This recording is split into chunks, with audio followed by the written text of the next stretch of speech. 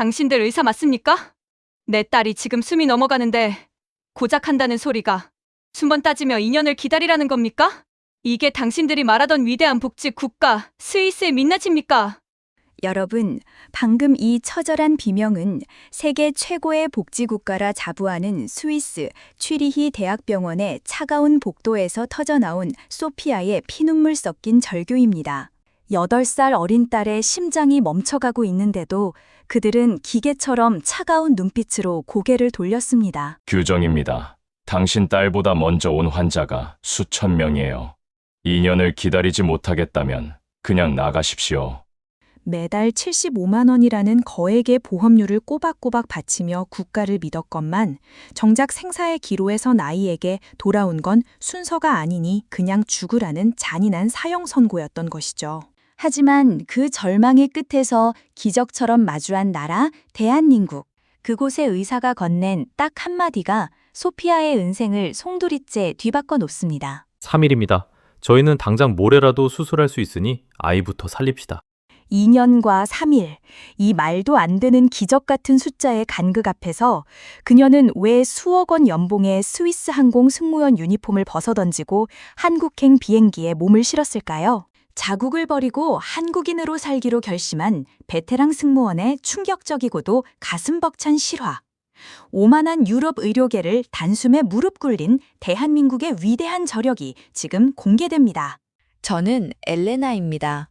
15년 동안 스위스 항공의 승무원으로 일하며 전 세계 50개가 넘는 나라를 내 집 안방처럼 드나들었죠. 구름 위에서 내려다보는 세상은 언제나 평화로웠고 제 가슴팍에 달린 스위스 국기 배지는 제 인생의 훈장이나 다름없었습니다. 1인당 GDP 세계 2위, 완벽한 치안과 그림 같은 알프스, 그리고 무엇보다 세계가 부러워하는 복지 시스템까지. 저는 제가 이 나라에서 태어난 것만으로도 이미 인생의 복권에 당첨된 줄로만 알았습니다. 하지만 그 오만한 착각이 산산조각 나는 데는 그리 오랜 시간이 걸리지 않더군요. 작년 봄, 제 전부이자 보물인 8살 딸아이 엠마가 학교 운동장에서 갑자기 쓰러졌다는 전화를 받았을 때 제 세상은 멈춰버렸습니다. 비행을 마치고 달려간 병원에서 들은 진단명은 활로사증증. 선천적으로 심장에 구멍이 나고 혈관이 좁아지는 무서운 병이었습니다. 당장이라도 수술을 해야 아이가 살 수 있다는 소리에 제 다리는 풀려버리고 맙니다. 그런데 말입니다. 저를 더 절망하게 만든 건 아이의 병명이 아니라 제가 그토록 믿어 의심치 않았던 스위스의 의료 시스템이었습니다. 당담 의사인 밀러 교수는 제 눈도 마주치지 않은 채 차가운 모니터만 보며 입을 떼더군요. 엘레나 씨, 엠마의 수술은 필요합니다. 하지만 현재 대기 명단이 너무 길어서 최소 18개월에서 24개월은 기다려야 합니다. 제 귀를 의심했습니다. 2년이라니요? 지금 아이가 숨을 쉴 때마다 가슴을 부여잡고 괴로워하는데 2년을 기다리라니 그게 의사가 할 소리입니까? 제가 소리를 지르며 항의하자 그는 오히려 저를 이상한 사람 취급하며 말하더군요. 이게 스위스의 규칙입니다. 모두가 공평하게 기다려야 하죠. 아이가 정말 위급해서 쓰러져 죽기 직전이 되면 그때는 우선순위로 올려줄 테니 집에 가서 기다리세요. 그 말을 듣는 순간 제 가슴 속에서 무언가 툭 하고 끊어지는 기분이 듭니다. 매달 500 스위스 프랑, 우리 돈으로 75만 원이 넘는 건강보험료를 단 한 번도 밀리지 않고 냈습니다. 15년 동안 성실히 세금을 바친 결과가 고작 내 딸이 죽어가는 걸 지켜보며 번호표를 들고 서 있으라는 건가요? 스위스라는 나라가 자랑하던 그 공평함은 결국 모두가 공평하게 죽어가는 것을 방관하는 잔인한 시스템이었던 겁니다. 집으로 돌아오는 길, 뒷좌석에서 창백한 얼굴로 잠든 엠마를 보며 저는 핸들을 붙잡고 울분을 토합니다. 독일로, 프랑스로, 오스트리아로, 백방으로 이메일을 보내고 전화를 돌려봤지만 돌아오는 대답은 하나같이 똑같더군요. 외국인은 더 오래 기다려야 합니다. 아니면 전액 현금으로 2억 원을 내세요. 돈이 없으면 자식 목숨도 포기해야 하는 이 냉혹한 유럽의 현실 앞에서 저는 제가 그동안 얼마나 환상 속에 살았는지 뼈저리게 깨닫습니다. 쉰개국을 누비며 최고급 서비스를 제공하던 승무원 엘레나는 이제 온데간데 없고 그저 자식의 심장을 고칠 길을 찾지 못해 발만 동동 구르는 가여운 엄마만 남았습니다. 밤마다 엠마가 자다가 숨을 헐떡이며 깨어날 때마다 제 심장은 갈갈이 찢겨나갑니다. 엄마, 나 이제 못 뛰는 거야? 친구들이랑 같이 놀고 싶어. 아이의 가냘픈 목소리가 비수처럼 제 가슴에 꽂힙니다. 그렇게 희망이라곤 한 조각도 보이지 않던 어느 날, 엠마가 학교에서 가져온 안내문 하나가 제 눈에 들어옵니다. 한국의 국제학교와 자매결연을 맺어 2주간 교환학생 프로그램을 진행한다는 소식이었죠. 평소라면 거들떠보지도 않았을 아시아의 작은 나라 한국. 하지만 엠마는 윤나라는 한국인 친구에게 들었다며 눈을 반짝입니다. 엄마, 한국은 병원도 엄청 좋고 의사 선생님들도 친절하대. 나 거기 가면 나을 수 있을 것 같아. 지푸라기라도 잡고 싶은 심정으로 저는 비행기 티켓을 끊습니다. 사실 큰 기대는 없었습니다. 스위스보다 못한 나라라고 생각했으니까요. 하지만 인천행 비행기 안에서 제 옆자리에 앉은 인자한 인상의 동양인 남성을 만난 건 제 인생에서 신이 주신 마지막 기회였습니다. 그는 자신을 한국의 대학병원 교수라고 소개하더군요. 저는 저도 모르게 아이의 상태를 털어놓으며 하소연을 시작했습니다. 2년을 기다려야 하는 스위스의 기막힌 현실을요. 조용히 제 이야기를 듣던 그가 허허 웃으며 명함 한 장을 건넵니다. 엘레나 씨, 한국에서는 그런 수술, 대기 명단 같은 거 없습니다. 아이 상태가 급하다면 3일, 아니 당장 내일이라도 검사하고 이번 주 안에 수술 끝낼 수 있습니다. 저는 그 말을 믿지 못해 바보처럼 되묻고 맙니다. 3일이라고요? 2년이 아니라요? 선생님, 거짓말하시는 거 아니죠? 그는 확신에 찬 눈빛으로 저를 바라보며 말합니다. 한국 의사들은 환자를 기다리게 하지 않습니다. 특히 아이들의 생명 앞에서는 더더욱 그렇고요. 한국에 도착하자마자 제 병원으로 오세요. 제가 책임지고 엠마를 다시 뛰게 해주겠습니다. 그 순간 제 가슴 속에서 억눌려 있던 무언가가 터져나오며 눈물이 쏟아집니다. 15년 동안 전 세계를 비행하며 수만 명의 승객을 맞이했지만 단 한 번도 느껴보지 못한 따스한 구원의 손길이었습니다. 인천공항의 푸른 하늘이 보이기 시작할 때 저는 직감했습니다. 이 비행이 제 승무원 인생의 마지막 비행이 될 것이며 동시에 제 딸 엠마에게는 새로운 생명을 선물할 기적의 시작이 될 것이라는 사실을요. 인천공항의 푸른 하늘이 보이기 시작할 때 저는 직감했습니다. 이 비행이 제 승무원 인생의 마지막 비행이 될 것이며 동시에 제 딸 엠마에게는 새로운 생명을 선물할 기적의 시작이 될 것이라는 사실을요. 비행기 문이 열리고 한국의 공기가 폐부 깊숙이 들어오는 순간 저는 묘한 전율을 느낍니다. 스위스의 서늘한 여름과는 다른 조금은 습하고 뜨거운 열기였지만 이상하게도 그 열기가 제 차갑게 식어버린 심장을 어루만지는 것만 같습니다. 박 교수는 공항 입구까지 저를 배웅하며 신신당부합니다. 내일 아침 9시입니다. 늦지 말고 서울대학교 어린이병원으로 오세요. 제가 팀원들에게 미리 다 연락해두었습니다. 그의 뒷모습을 보며 저는 명함을 꼭 쥡니다. 이 작은 종이 한 장이 엠마의 마지막 생명줄이라는 생각에 손끝이 다 떨려옵니다.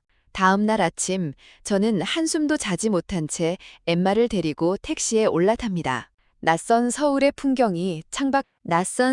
풍경이 창밖으로 빠르게 스쳐 지나갑니다. 거대한 빌딩 숲과 숨가쁘게 움직이는 사람들, 그리고 그 사이를 가로지르는 깨끗한 도로들. 제가 상상했던 아시아의 개발도상국은 온데간데 없고 스위스 취리보다 더 세련되고 현대적인 도시가 제 눈앞에 펼쳐져 있습니다. 병원에 도착하자마자 저는 또 한 번 충격을 받습니다.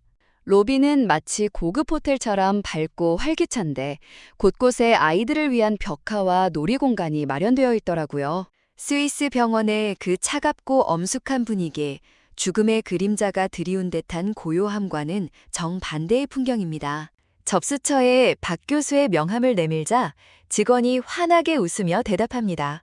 아, 엘레나 씨군요. 교수님께 말씀 들었습니다. 바로 2층 소아심장센터로 올라가시면 됩니다. 기다림은 없었습니다. 번호표를 뽑고 하염없이 천장만 바라보던 스위스에서의 지옥 같은 시간은 여기 한국엔 존재하지 않는 모양입니다. 센터에 들어서자마자 간호사들이 달려나와 엠마의 상태를 살핍니다. 엠마, 멀리서 오느라 고생 많았어. 금방 검사하고 맛있는 거 먹으러 가자. 영어를 섞어가며 아이의 긴장을 풀어주는 그들의 정성에 제 눈시울이 벌써 붉어집니다. 곧바로 시작된 정밀검사.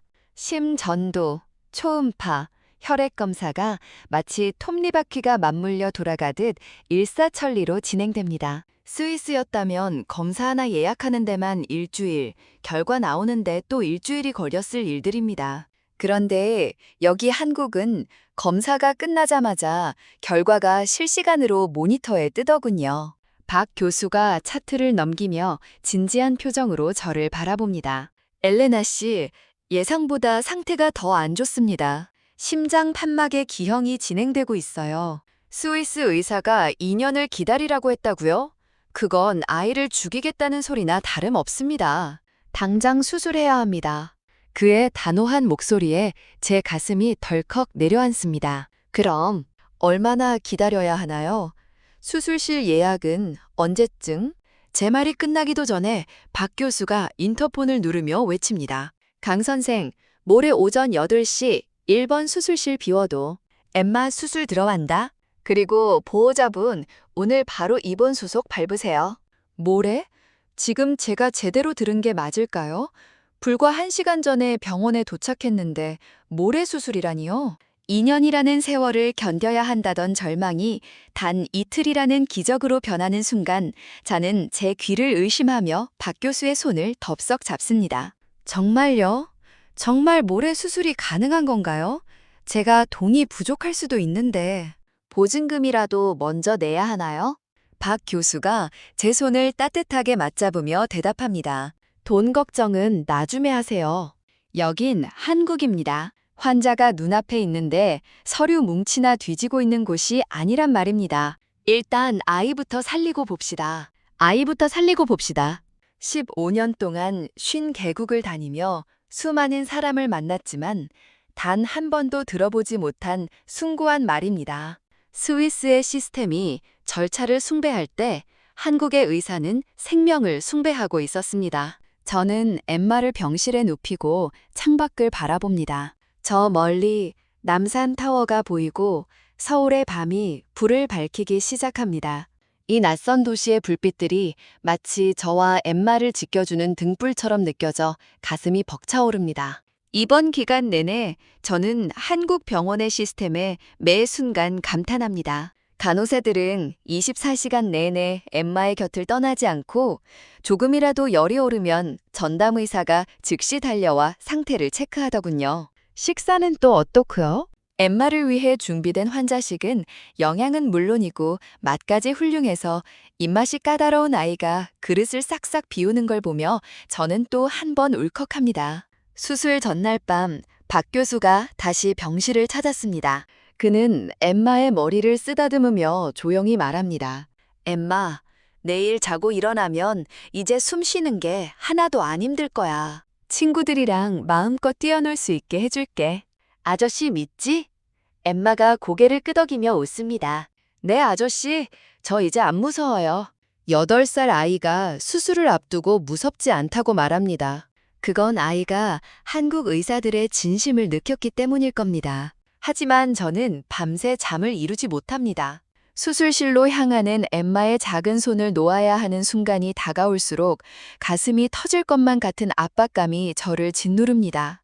혹시라도 잘못되면 어쩌지, 이 먼 나라까지 와서 아이를 잃으면 어떡하나 하는 불안감이 엄습합니다. 다음 날 아침 8시, 엠마가 탄 침대가 수술실 문 앞으로 향합니다. 엄마, 나 잘 다녀올게.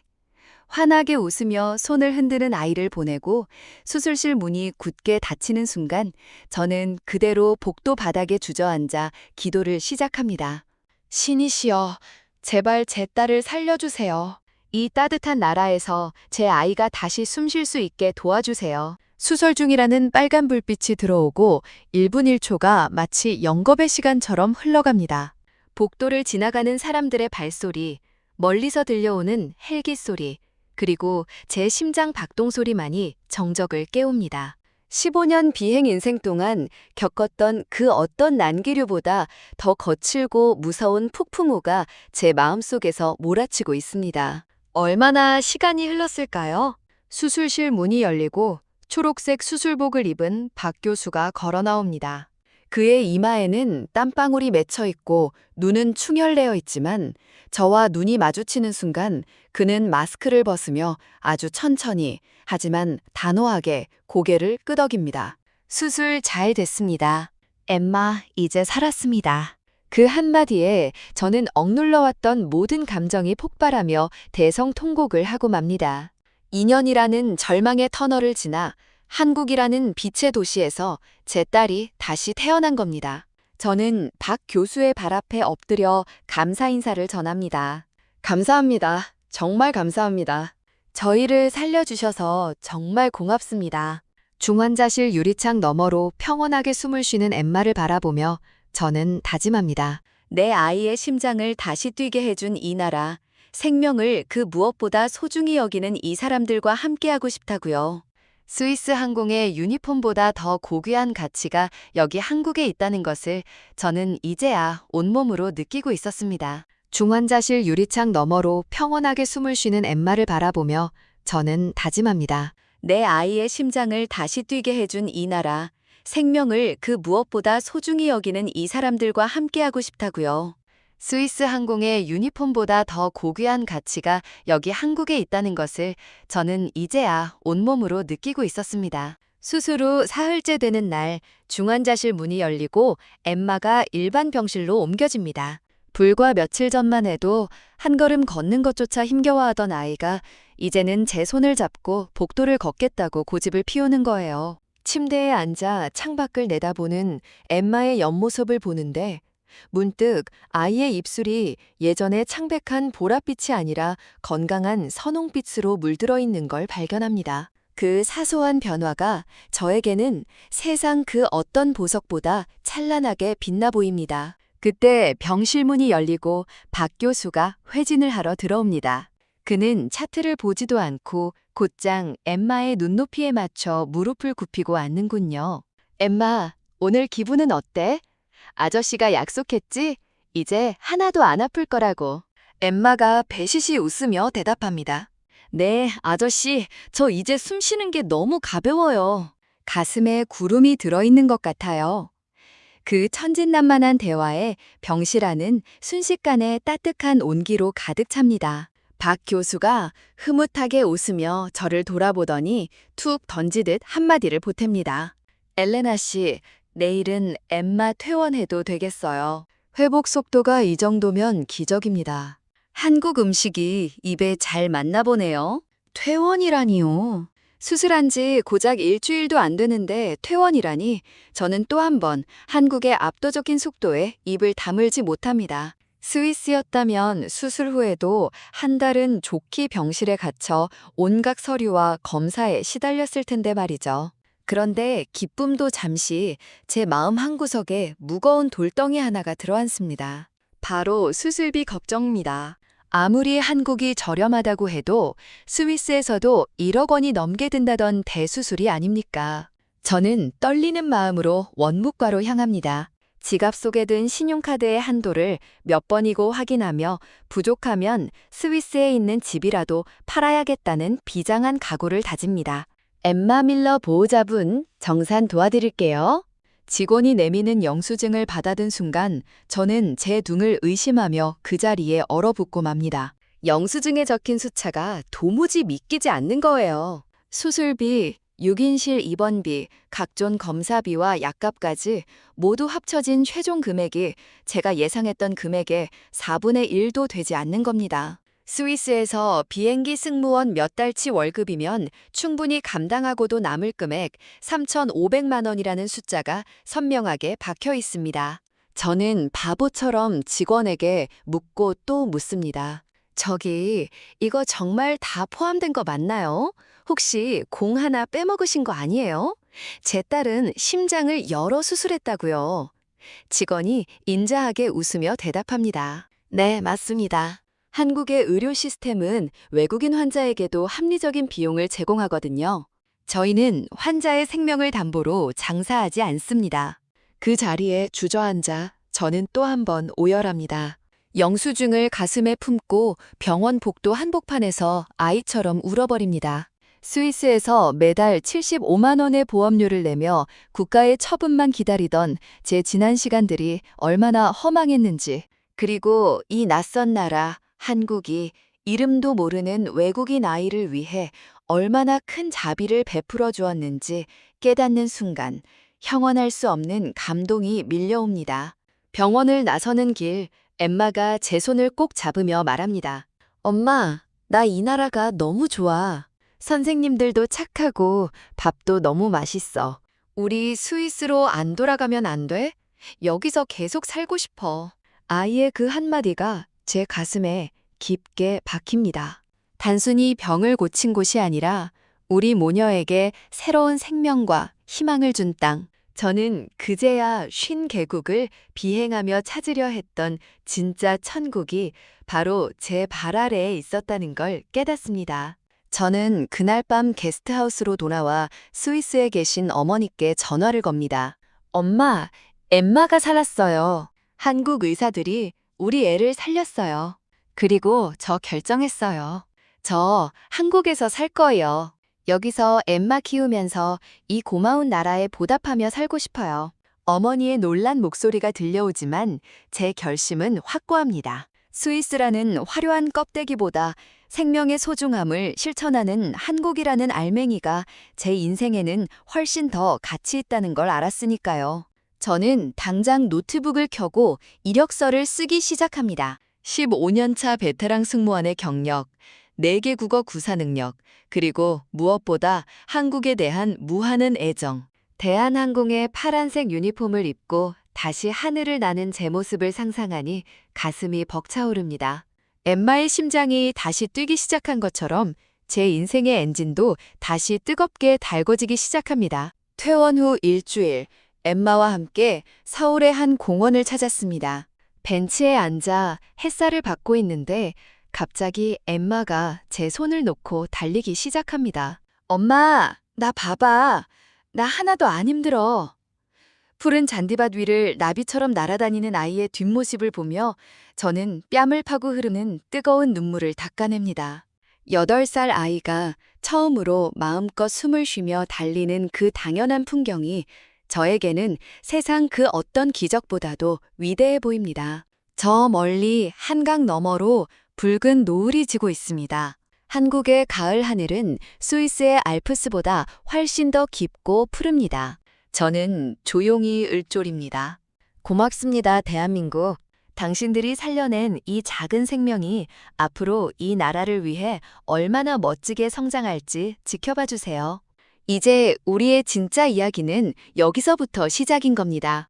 저 멀리 한강 너머로 붉은 노을이 지고 있습니다.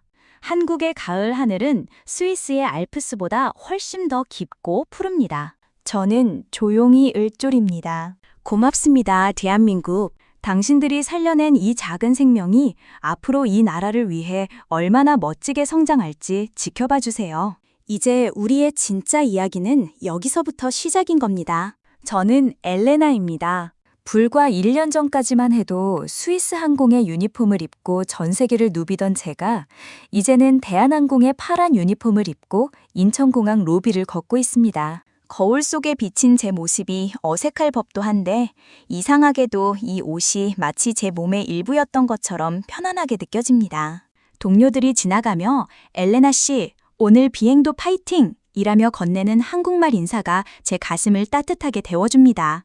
비행을 마치고 집으로 돌아가는 길, 저는 강남의 한 아파트 단지로 향합니다. 현관문을 열자마자 달려나오는 건 이제는 볼에 통통하게 살이 오른 제 딸 엠마입니다. 엄마, 오늘 학교에서 축구 시합했는데 내가 한 골 넣었어. 땀방울이 송골송골 맺힌 얼굴로 자랑스럽게 외치는 아이를 끌어안으며 저는 다시 한번 기적을 실감합니다. 스위스에서 2년을 기다려야 한다던 그 절망적인 선고가 이제는 매일 저녁 제품 안에서 확인하는 이 벅찬 행복으로 바뀌어 있습니다. 엠마는 이제 한국 아이들과 다름없이 자라고 있습니다. 학교 식당에서 나오는 매콤한 제육볶음을 제일 좋아하고 친구들과 떡볶이를 먹으러 가는 게 인생의 가장 큰 즐거움이라 말하는 아이를 볼 때마다 저는 웃음이 나옵니다. 엠마의 책상 위에는 박준혁 교수가 선물해준 청진기 장난감이 놓여 있습니다. 엄마, 나 나중에 박 교수님 같은 의사가 될 거야. 아픈 아이들을 한국 선생님들처럼 하나도 안 기다리게 해줄 거야. 아이의 그 야무진 꿈을 들을 때면 제가 한국을 선택한 것이 제 인생에서 가장 잘한 결정이었다는 확신이 듭니다. 가끔 스위스에 계신 어머니와 영상통화를 하면 어머니는 화면 너머로 엠마의 생기 넘치는 얼굴을 보며 눈시울을 붉히십니다. 엘레나, 네가 한국으로 간다고 했을 때 사실 걱정이 많았단다. 하지만 저렇게 건강하게 뛰어노는 손녀를 보니 이제야 마음이 놓이는구나. 한국은 정말 대단한 나라구나. 어머니의 그 말씀은 스위스의 차가운 의료 시스템에 상처받았던 제 마음을 치유해주는 최고의 찬사입니다. 대한항공 승무원으로 일하며 저는 가끔 스위스행 비행을 나갑니다. 취리공항에 착륙할 때마다 예전의 기억들이 떠오르지만 이제는 미련이 없습니다. 제 고국은 저를 외면했지만 이 낯선 땅 한국은 저와 제 딸을 가족처럼 품어주었기 때문입니다. 비행기 안에서 아픈 승객을 마주할 때면 저는 예전보다 훨씬 더 간절한 마음으로 그들을 살핍니다. 제가 한국에서 받은 그 숭고한 배려와 책임을 저 또한 누군가에게 돌려주고 싶기 때문입니다.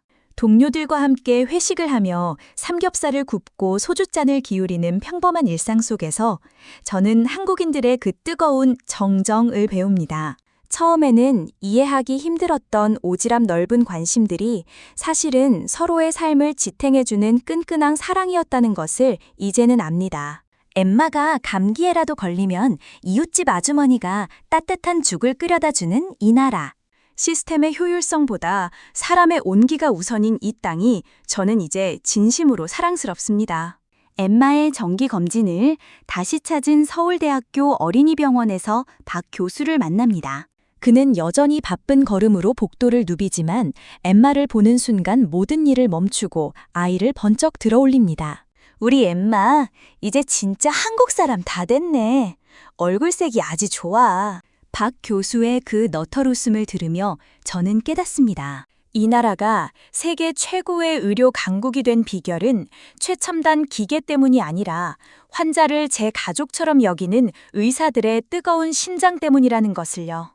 병원을 나서며 엠마와 함께 광화문 광장을 걷습니다. 세종대왕 동상 앞에 선 엠마가 제 손을 꼭 잡으며 말합니다. 엄마, 나 이 나라 사람이 된 게 너무 자랑스러워. 나 살려준 나라니까 나도 커서 이 나라를 더 멋지게 만들 거야. 아이의 그 당찬 포부를 들으며 저는 하늘을 올려다봅니다. 높고 푸른 한국의 가을 하늘 아래서 저는 15년 비행 인생 동안 단 한 번도 느껴보지 못한 진정한 평화와 자부심을 느낍니다. 스위스 항공의 유니폼을 벗고 한국의 품에 안긴 지 1년.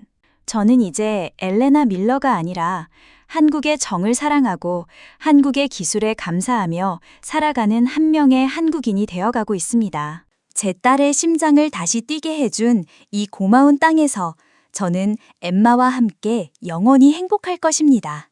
우리의 심장은 이제 한국의 박동에 맞춰 힘차게 뛰고 있으니까요. 대한민국, 당신은 우리 모녀에게 새로운 생명을 주었습니다. 그 은혜를 잊지 않고 저 또한 이 나라의 하늘을 지키는 한 사람으로서 끝까지 보답하며 살겠습니다. 이제 엠마와 저는 더 이상 이방인이 아닙니다. 우리는 자랑스러운 대한민국의 가족입니다.